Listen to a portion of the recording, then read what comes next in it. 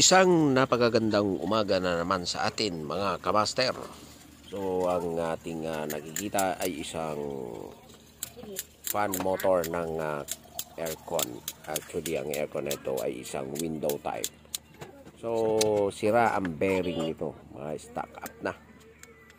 Kaya ang gagawin natin dito mga kamaster, papalitan natin yung bearing.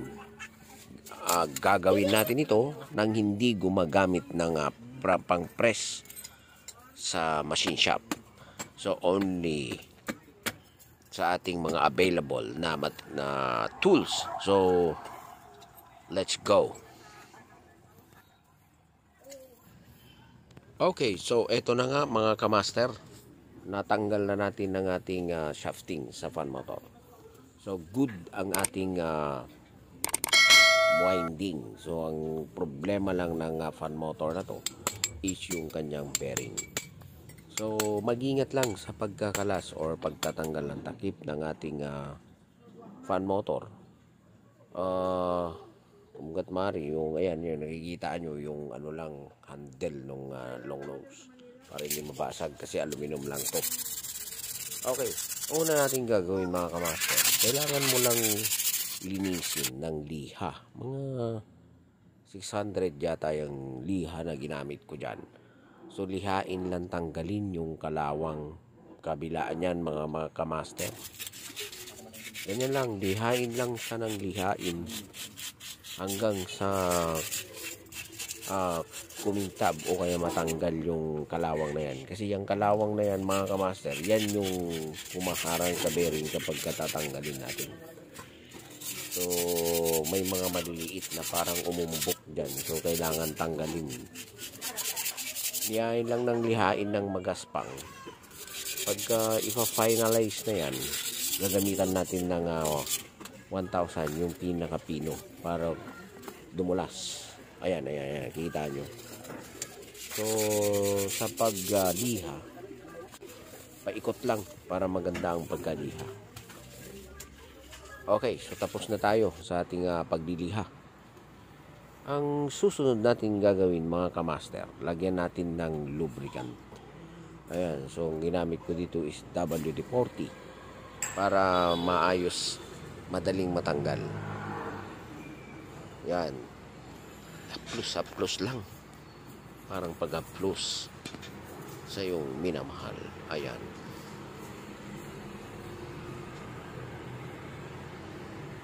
Okay, pagka na ano nyo na, pag natanggal nyo na or nalihan nyo na at nalagyan na ng lubricant ang ating shafting.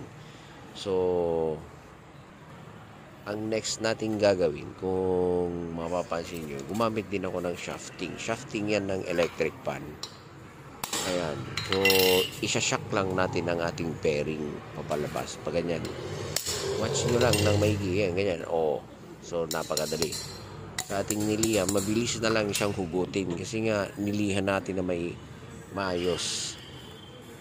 Ayan, so tanggal na. Tapos ang sunod naman natin ang kanyang kabilang side. So ganun lang din ang gagawin nyo. Ayan, push nyo lang siya ng ano. Ayan, i-shock nyo. Ayan. Diba napakadali? Ganun lang yan ang pagtanggal. Wala nang machine shop. Alright, so okay na tayo.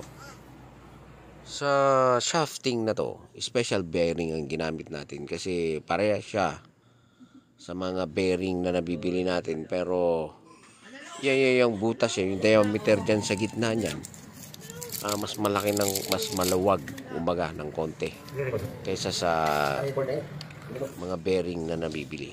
Meron naman talaga yan nabibiling ganyang bearing sa mga bilian ng bearing. Ayan. So sa paglalagay, inilagay natin yung luma para pag pinukpok natin, hindi masira yung ating bagong bearing. Madali namang hugutin yan ganun lang din. Okay, tapos ganun din sa kabila ang gagawin mga kamaster. Ganun lang ang gagawin. Ilagay natin yung bago, din yung luma. Yun ang ipupush natin, yung luma, para hindi masira ang ating bearing na bago. So Ganun lang, ipitin lang ng konti ng long nose, yung parang pakagatan lang para mapukpok. Ikot. Sa pagpupukpok, kailangan be gentle. Ikot. Ganyan lang, dahan-dahan. Ikot. Paikot. Para madali natin itong may pasok. Tingnan mo kung malalim na. So, kailangan lang ipasok nyo hanggang doon. Mayroon namang niyang hangganan. May earrings yan na nakalagay dyan. So, ipasok nyo lang. Hindi pa. Basta paikutin nyo lang ang pagpukpok. Daan-daan lang. Hanggang sa makarating siya. Sa kanyang, ano ba tawag doon? Yung spacer. O yung earrings. Okay, tapos na tayo. Ganun lang. Then, ibalik na natin. Okay, so sa pagbabalik, make sure lang na maitapat ninyo yung butas para doon sa screw na ilalagay ko yung butas na kung saan nakasentro ang ating mga screw na ilalagay yung apat. Tapos i-shock nyo yung ganyan para pantay-pantay. O, konti-konti lang naman yan. Ayan, yung mga butas na yan kailangan katapat nya, magkatapat.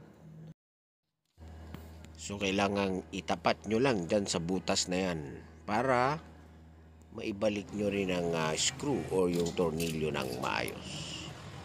Alright, so malapit-lapit na tayong matapos sa ating ginagawa mga kamaster.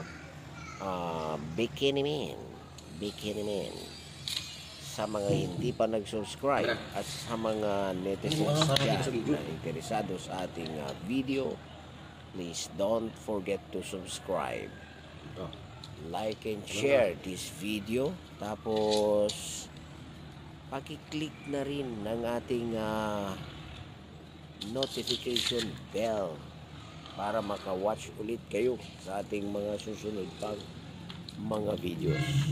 Okay. So ayan na. So higpitan lang, counter yan. Kailangan crosswise. Crosswise, ayan, crosswise dapat yung pag-i-screw. Kailangan ikpitan ng maigi, pantay-pantay dapat. Then i-shock nyo lang, yan, yung kanyang gilid-gilid para magpantay yung bearing natin sa loob. Diba? Simple lang. Napakadaling gawin. Then testing na. Oh, look at that. So, okay na ang ating fan motor. Napakadali lang. Then ibalik nyo na yung kanyang fan blade. Yan. So, itatapat lang naman yan sa mga guide. Then, ilagay yung lock. Sa mga carrier na mga fan motor, ayan, may clip lang yan. Naka-clip lang siya. So, ilalagay mo lang yan. Hindi mo na kailangan ng mga screws kasi iniipit lang yan ng ganyan. Okay. So, dito sa harap niya, yan yung may Allen wrench. So, ganitong fan motor para sa 1.5 ito na window type carrier. Yan. So, kailangan pag tinatanggal nyo pala yan, guhitan nyo na para hindi kayo, para sakto pa rin pag binalik nyo. Yun lang. So, napakasimple guys.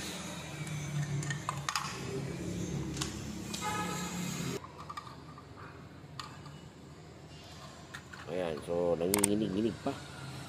Pag-ipit.